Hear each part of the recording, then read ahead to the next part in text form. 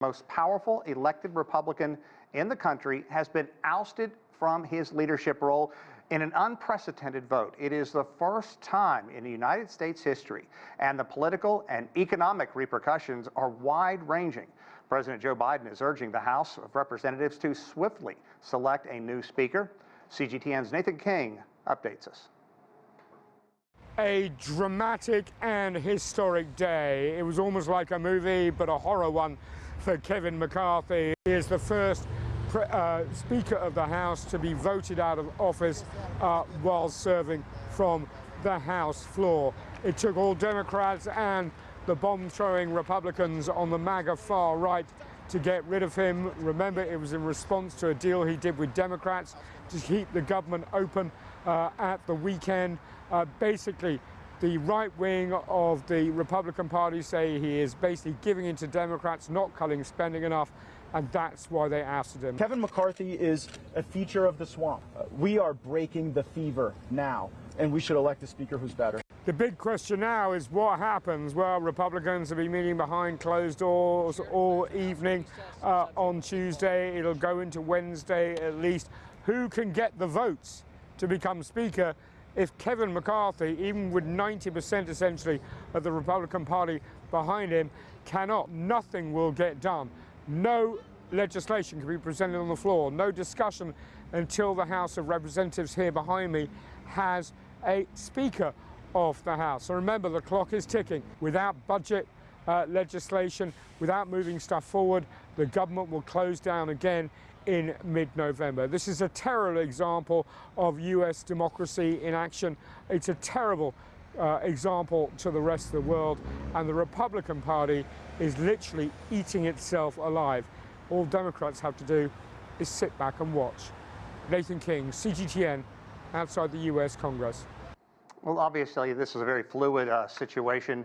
The story has changed somewhat since Nathan first filed that piece. We're going to take a closer look at what today's vote means for the U.S. economy and moving forward. Joining us now is Rina Shah, a former senior congressional aide and the founder of Rilax Strategies.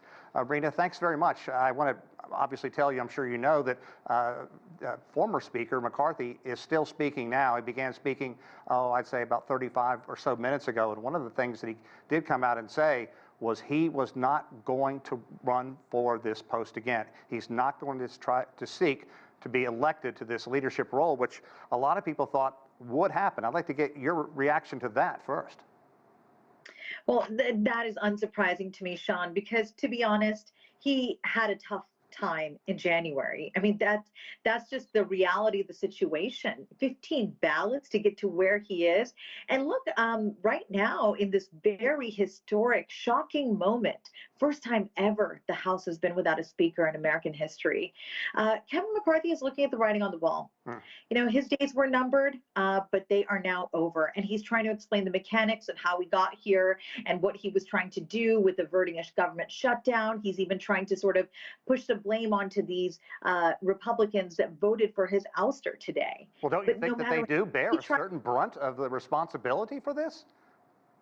Well, you know, look, however you try to shift the blame here, you have to look at how this really leads the country forward. It doesn't. This is a tough moment in which not only are Republicans officially in disarray, the country is not in chaos, but we are without a leader. And without the leader in the speaker's perch, that means the House's business cannot move forward. So it does make us look rather weak on the world stage. And there is a geopolitical impact here because this looks like we're even closer to a shutdown than we were when Mr. McCarthy was in the speakership. Yeah, let's put that into perspective, because just a few days ago, almost everyone, every so-called expert in the nation was convinced over the weekend that the United States would go through another government shutdown.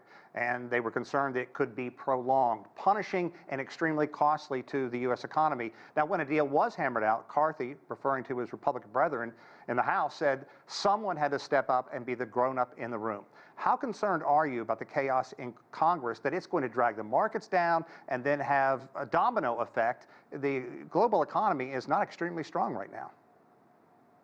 Right. And Sean, I would submit to you, we were already not in a place where we should have been really feeling comfortable, because a record number of Americans are now feeling like Republicans are no longer doing what they've elected Republicans to go to Congress to do, which is to curb Washington's appetite for the taxpayer dollar. That has not changed, except for when you look at the past year and some odd months in Russia's invasion into Ukraine. There is this sentiment that Washington has been giving a blank check to Ukraine. So when you look at these far-right hardliners that are essentially trying to stick it to their own colleagues, their own Republican colleagues, and say, you are spending money we don't have, you are not only negotiating with Democrats, but you have no vision to really get us out of the predicament we're in. It's no surprise that we got here with Mr. Gates of Florida leading the charge. Yeah. Perhaps the biggest concern from an economic standpoint, what will the new speaker's policies be? The uncertainty is never good for any economy, and it really rattles the market. And the fact that we have a small list of people who could be the next speaker, what do you think people need to look out for in terms of the economy in the coming days? And can you predict how long it's going to take to first find a speaker and then find a way forward on keeping the government funded? Well, in terms of Kevin McCarthy's sort of secret list of names that he would like to succeed him, I assume that Congresswoman Elise Stefanik is somewhere near the top of that list because she currently leads the House Republican caucus. Now, she's a millennial, she's a woman, she's from upstate New York, and she was seen as far more moderate, but she would be deemed what's considered a bit of a steady hand at the wheel, if you will. The Republican caucus is very fractured, however, within the House, as we see today. Today's result would not have come if there was not mistrust. A moderate also from South Carolina, Congresswoman Nancy Mace, she told her reason for why she voted for Kevin McCarthy to vacate the speakership. She said it's about trust. So whoever the next speaker is has to be a consensus builder, has to take less than 15 ballots to get to the speakership. But it's really unclear on who would be sort of the natural next figure to step into this role. Now, on the Senate side, for example, if Mitch McConnell were to move on tomorrow, the leader of the Republicans in the Senate, been looked at Senator John Thune, somebody who's been waiting in the wings, Senator Joni Ernst. There are some natural names over in that chamber, but in the House, because of these deep divisions within the GOP caucus itself, no natural names. Yeah, it is a House divided. There's no question about that. And you talked about Matt Gaetz. For an international audience, this is someone who was elected, I think, back in 2016 the first time, and he has simply been a lightning rod for all kinds of criticism. His ethics have been investigated time and time again, and there's word out now that he's being investigated and could actually be expelled by members of Congress, and yet he is the one who pushed forward on this measure, and that goes back to what you were talking about in January. McCarthy had to make so many concessions to finally be elected to that position, and it made him so vulnerable. Now, to any degree, do you think what McCarthy's doing now, is it giving enough rope to these MAGA Republicans to hang themselves? And we have to bring in the name Donald Trump. He has his issues, obviously, and so far I've not seen him weigh in on this, but people are going to wait to see what he says.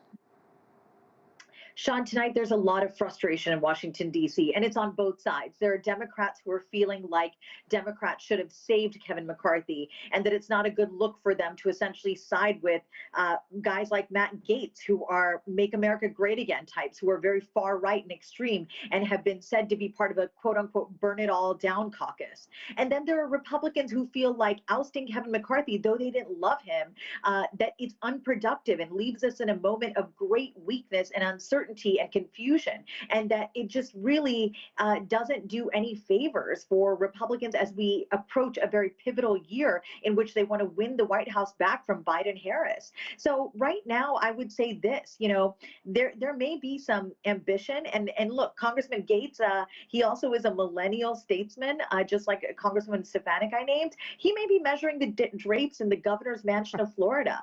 It's been said he wants to succeed Governor Ron DeSantis. He plays into the culture wars quite well, so it's no surprise. But just like Governor Ron DeSantis, they don't take the business case for previous Republicans used to. Republicans used to be quite pro-business, used to understand competition and innovation, and make those the core of their message. You don't hear that from people like Congressman Matt Gaetz. Rina, I could talk to you about this for a long time. We've run out of time, but one thing I really want to get to, and hopefully we can have you on again soon, is the voters are going to hold somebody responsible in November. It's going to be interesting to see how it plays out. Rina, thank you so much.